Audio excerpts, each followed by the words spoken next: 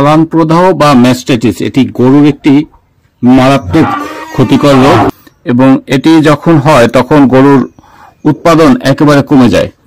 তো এটি চিকিৎসার জন্য আপনাকে যে বিষয়গুলো খেয়াল রাখতে হয় তার একটি হচ্ছে কখনো কখনো এর বাটে সরাসরি ওষুধ প্রয়োগ করতে হয় এবং বাটে যখন ঔষধ প্রয়োগ করবেন তখন এই জাতীয় টিটসাইপিন এটি দিয়ে আপনার ওষুধ প্রয়োগ করতে হবে এবং ওষুধ প্রয়োগ করার সময় যেটা খেয়াল রাখতে হবে সেটি হচ্ছে যে বাট আক্রান্ত সেই বাটে আগে ওষুধ প্রয়োগ করতে হবে। আমাদের 4 নম্বর বাট যে আক্রান্ত আমরা সেখানে ওষুধ প্রয়োগ করব, আর যে সমস্ত বাট আক্রান্ত না সেটা ওষুধ সরাসরি ভিতরে প্রয়োগ করার প্রয়োজন হবে না। এ দেখেন কিভাবে পড়তেছে হচ্ছে দুধ, রক্ত মিশ্রিত দুধ আপনারা দেখতে পাচ্ছেন ভিডিওতে, একেবারে রক্ত মিশ্রিত দুধ। এই দুধগুলো যতক্ষণ পর্যন্ত না রিলিজ হবে ততক্ষণ পর্যন্ত এই সমস্যা কিন্তু সহজে যাবে না। আরেকটি ব্যাপার হচ্ছে এটি খুবই মারাত্মক, এই দুধ ভিতরে কিন্তু শক্ত হয়ে যায়, শক্ত হয়ে যখন ফাইবার তৈরি হয় এই ফাইবার তৈরি অবস্থায় কিন্তু অলানটা সম্পূর্ণ নষ্ট হয়ে যায়। তো এই ক্ষেত্রে কিন্তু এই টিটসাইপিনের মাধ্যমে ভিতরে ওষুধ দেওয়ার প্রয়োজন হতে পারে। বিভিন্ন প্রকার ঔষধ এখানে ব্যবহার করা যেতে পারে। আমরা এখন ঔষধ ব্যবহার করব, আমি দেখাই দিচ্ছি আপনাদের কিভাবে এটি ব্যবহার করবেন।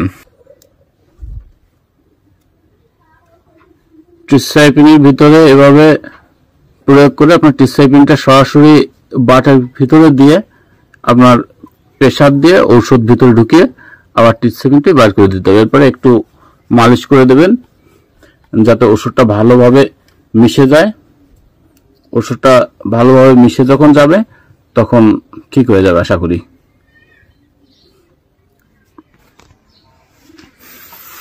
এরপরে বাকি যে ঔষধ আছে অ্যান্টিবায়োটিক সেটি আপনার গাভীর শরীরে প্রয়োগ করতে হবে। আমরা গাভীর শরীরে বিভিন্ন সময় আপনি নিজেও প্রয়োগ করতে পারবেন, তবে বাটের ভিতরে কিভাবে ওষুধ প্রয়োগ করতে হয় সে বিষয়টি আমি আপনাদের আজকে দেখিয়ে দিলাম।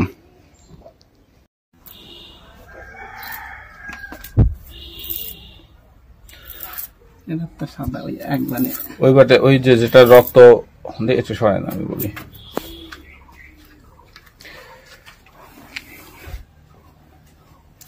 দর্শক আপনাদের স্বাগত জানাচ্ছি মৃত্তিকা জীবন ও প্রকৃতি চ্যানেল থেকে। এই যে দেখছেন রক্ত জমাট বেঁধে গেছে, এটির কিসের রক্ত এটা হয়তো আপনারা বুঝতে পারেন নাই, তবে যারা অভিজ্ঞ খামারি তারা এটি অবশ্যই বুঝতে পেরেছেন। সেটা হচ্ছে ম্যাস্টাইটিস, গাভীর ম্যাস্টাইটিস। আমাদের যারা খামারি তাদের কতটা বড় ক্ষতি করতে পারে এটি অনেকেই কল্পনা করতে পারে না, বিশেষ করে যারা নতুন তারা এটি বুঝে ওঠার আগেই একটি গাভী সম্পূর্ণরূপে নষ্ট হয়ে যেতে পারে। নষ্ট হয়ে যেতে পারে বলতে তার যে বাট সেই বাট সম্পূর্ণরূপে নষ্ট হয়ে যেতে পারে। বিভিন্ন প্রকার ব্যাকটেরিয়ার কারণে এবং কিছু ফাঙ্গাসের কারণে এই সমস্যাটা হয়।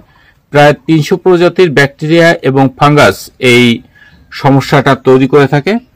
তো এই যে দেখছেন যে গাভীটা, এর 3টি বাট এখন পর্যন্ত যে দুধ আসে সে দুধ হচ্ছে এখন পর্যন্ত আপনার সাদা আসে, এই যে সাদা দুধ। কিন্তু এই যে 4 নম্বর যে বাটটি আছে এই 4 নম্বর বাটে হচ্ছে সমস্যা। এই 4 নম্বর বাট থেকে যে দুধ আসে সেটা হচ্ছে রক্ত মিশ্রিত এবং ভিতরে আপনার লাল লাল পড়তেছে দেখেন, অর্থাৎ ভিতরে রক্ত জমাট বেঁধে গেছে। এভাবে থাকলে এই গাভীর বাট নষ্ট হয়ে যাবে।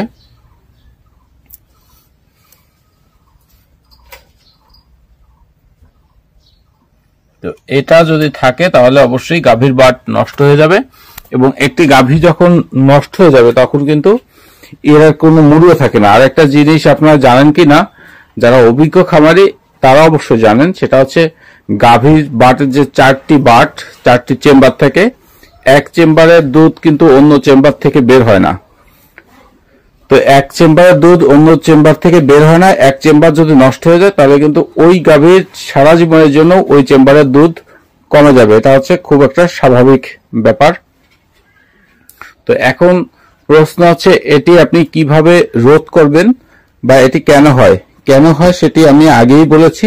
প্রায় 300-র উপরে ব্যাকটেরিয়া এবং কিছু ফাঙ্গাস এটির জন্য প্রকৃতপক্ষে দায়ী এবং সেই ডাই হচ্ছে যখন নোংরা স্যাঁতসেঁতে জায়গা থাকবে তখন কিন্তু এই সমস্যাটা হবে। যেমন এই ফ্লোরটা পাকা করা, কিন্তু এই ফ্লোরটা একই জায়গায় সবসময় গরু বাঁধা থাকে, স্যাঁতসেঁতে থাকে। এই স্যাঁতসেঁতে হওয়ার জন্য এটি কিন্তু দ্রুত আক্রান্ত হয়।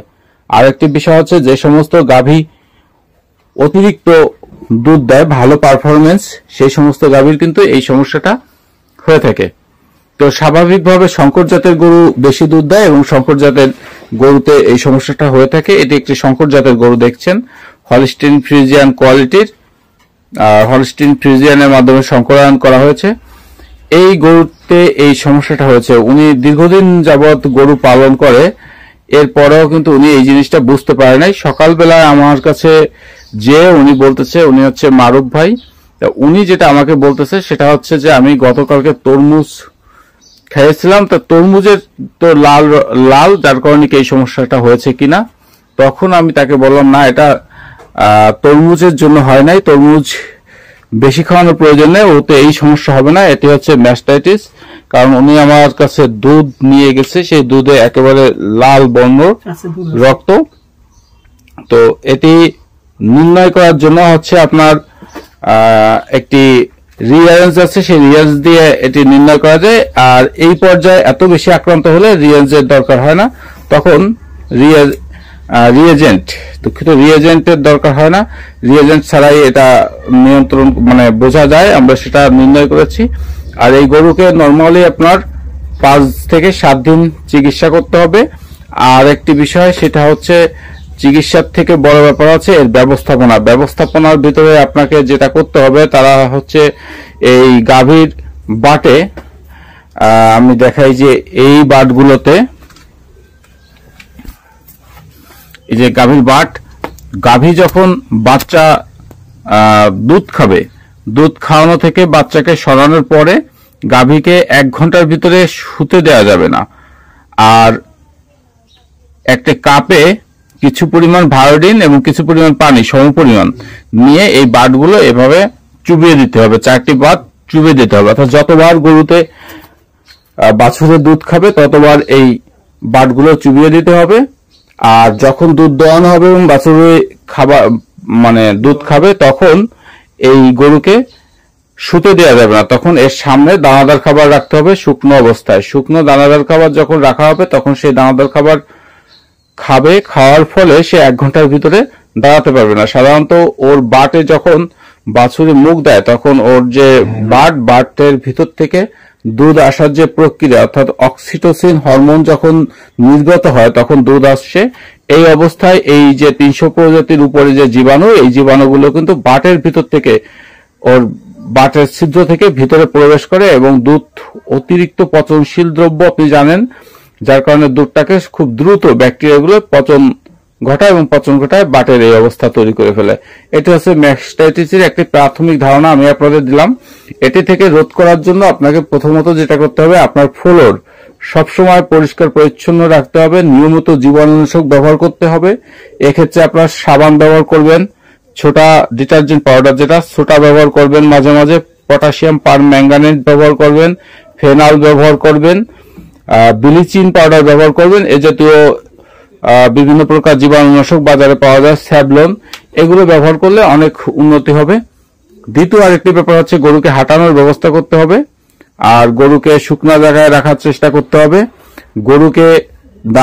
গরু থেকে দুধ দহনের পর তাকে দানাদার খাবার দিতে হবে এবং 1 ঘন্টার ভিতরে গরুকে শুতে দেওয়া যাবে না, অর্থাৎ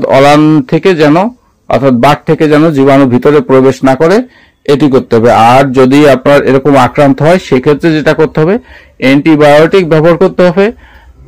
বিভিন্ন অ্যান্টিবায়োটিক থেকে এটা চিকিৎসা করা যায়। তো আমরা এখানে অ্যান্টিবায়োটিক ব্যবহার করব, সর্বনিম্ন হচ্ছে 5 দিন। আর সাথে আমরা বিভিন্ন প্রকার বাজারে পাউডার ফর্মে এখন কিছু প্রোবায়োটিক প্রিবায়োটিক আসছে, এই প্রোবায়োটিক প্রিবায়োটিক যখন খাওয়ানো হবে সে অবস্থায় কিন্তু এই গরু সুস্থ হয়ে আসবে।